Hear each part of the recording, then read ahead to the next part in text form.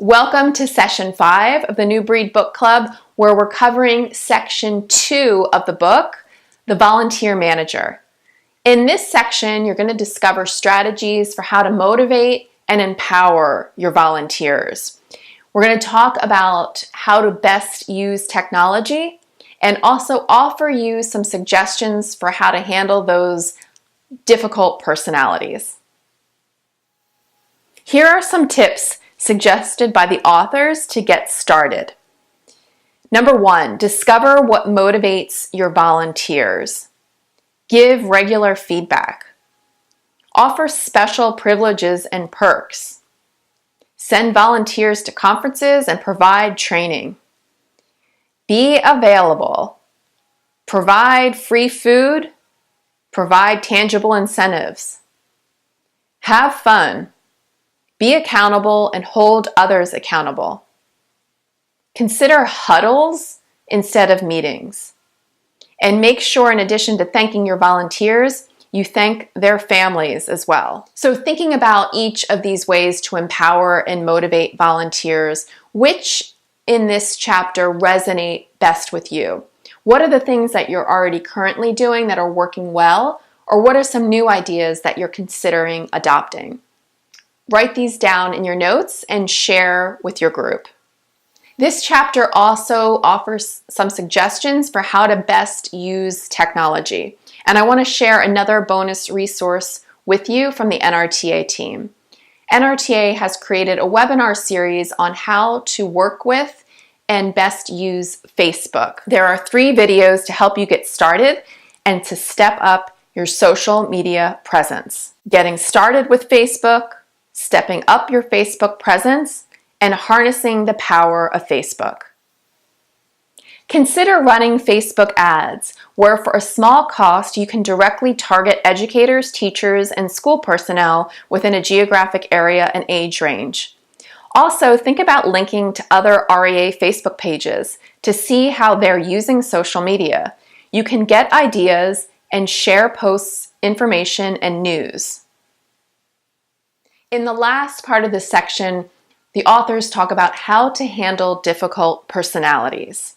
And think about in your own experience, maybe one of the more recent times where you've had to work with a challenging personality. The authors offer some suggestions for how to best craft those conversations and how to move forward. We sometimes avoid difficult conversations because we don't want to disappoint the other person or let them down, or we don't want to look bad or feel guilty, or we just don't have the right words to speak in a professional and a graceful way, so we avoid those conversations. Here are some tips to think about for the next difficult talk that you may need to have. Identify the reality, the truth of the situation. A lot of times we want to focus on the emotions or the drama. Where can you just get to the facts? Be real, not right. Use the word I and we instead of you. You elicits defensiveness. Reinforce the person's value to you and the organization. Ask, what do you think, and be fully present for their response. Repeat back to them what you heard. Speak your truth with grace and professionalism in a clear and decisive way. Handling difficult conversations means first you've got to take a step back and look at the bigger picture. Have a different vantage point and perspective. And it's more powerful when you can put yourself in the shoes of the person or the audience that you're speaking with and be able to hold multiple perspectives. You want to understand that there may be emotion involved, but how can you work through that emotion to get to the facts?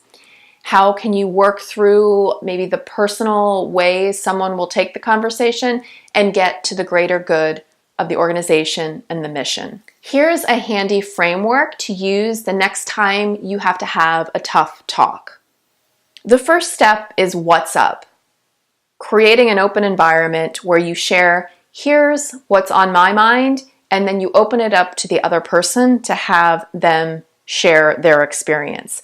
Ask questions to confirm your understanding. The next step is what's so.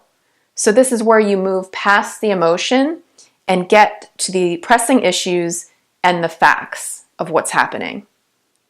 Also, make sure to look at your personal contribution to the situation as well as the value the other person brings. Step number 3 is what's possible. What are the possibilities for action? What is the ideal outcome and results that I want and that you want? And then finally, to wrap up the conversation, it's to confirm the action plan and next steps and to commit to action for the greater good. So remembering, working with difficult personalities or having tough conversations aren't always easy, but to be able to approach it in a professional and a graceful way and to have those tough talks and work through the issues, focusing on the greatest good for the organization and the mission. And remember to empathize. Everyone just wants to be seen and heard. Enjoy reading the other tips and strategies in this section of the book, and we'll see you next time. We'll talk about the volunteer leader.